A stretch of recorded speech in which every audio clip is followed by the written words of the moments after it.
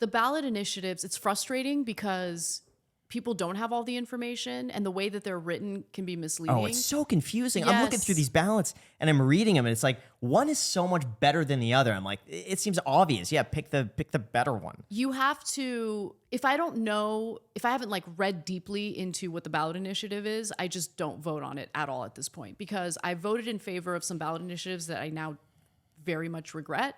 Prop 47 was one of them, which was written in a way to make the voter think that it would just ensure that low-level offenders and people with like drug possession don't end up in prison. I don't think they should end up in prison. So I was What year was this? This was this 2020? No, it was, I think, a few years prior to that. Okay, because this sounds very familiar to something that I remember reading. You probably voted in favor of it because, again, it was written in a way that would reform the criminal justice system in a way that makes sense. Yeah, but this was $1,000 cap, right? Or it was like, that was actually a different Got one. it. Yeah, but I think I voted in favor of that Yeah. too. I didn't realize that like all shoplifting would be like allowed. Like Yeah. all smash and grabs, doesn't matter. Like what limit? Like people like rob entire jewelry stores with these smash and grabs. They get booked if they get caught. Yeah. They get booked if they get caught and then like released the next day. Like it's anyway. No, but Prop 47, what ended up happening is as soon as it passed, they reclassified a bunch of violent crimes as nonviolent, unserious crimes. And child sex trafficking was one of them. What? And I'm like, what the? How was that a nonviolent crime? I don't know. But Why did they want? What is the incentive to do that? I don't know. It's the craziest thing. Believe it or not, the state legislature has been struggling to pass legislation that would reclassify it as a violent crime. I don't know why. Who's voting against it? Oh, I'll tell you.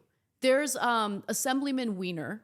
Okay, literally, he's from San Francisco. That's surprising. Yeah, I mean, He got in trouble for that, didn't he? No, that was a different Wiener. That was a How many federal. wieners? Yeah, We got to get rid of the wieners, Well, honestly. I know. That's the problem. Be Yeah. suspicious of the wieners. I forget the state lawmaker. I forget his first name, but he actually just proposed legislation that would put speed governors on people's cars, or any newly manufactured vehicle would have them. So you would not be able to drive like any higher or any faster than 10 miles per hour above the speed limit.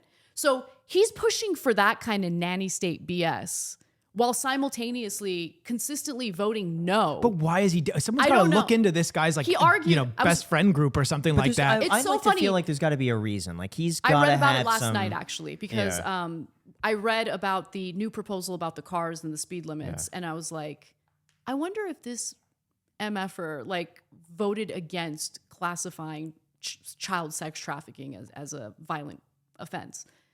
And sure enough, I read that he voted against it multiple times because it kept coming up.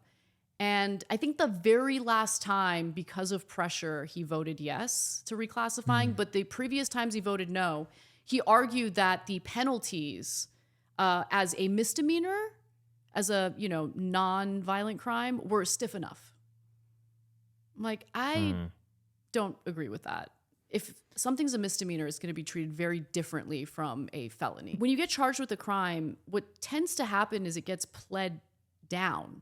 Mm-hmm. So if child sex trafficking is considered a misdemeanor and they get prosecuted for it and they take some sort of plea deal, they're not going to serve any time behind bars. Child sex traffickers should be in prison for the rest of their lives, period.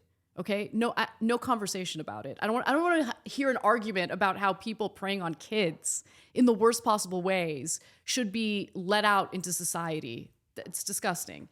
But there was that, and look, you see these examples like bail reform. I'm in favor of, because I don't think that if you're poor and you're unable to pay bail until your court date, if you're innocent, it's like so unfair and unjust, right? Like if you're wealthy, obviously you pay the bail and you're done. You could go show up to your court date, you're good. So it creates like a two-tier justice system where the people who are privileged get all these like benefits, and then those who don't have the money end up sitting in a jail cell, even if they're innocent, waiting for their court date. However, the way it was implemented, I don't agree with, right? You need to give judges discretion. And those judges, like in New York, when they passed their bail reform, judges were not allowed to have any discretion at all. So if the judge felt, no, this person is a risk to society and they should be behind bars, they weren't able to make that decision. And so bail reform, I think, is a good idea. It just depends on how it's implemented.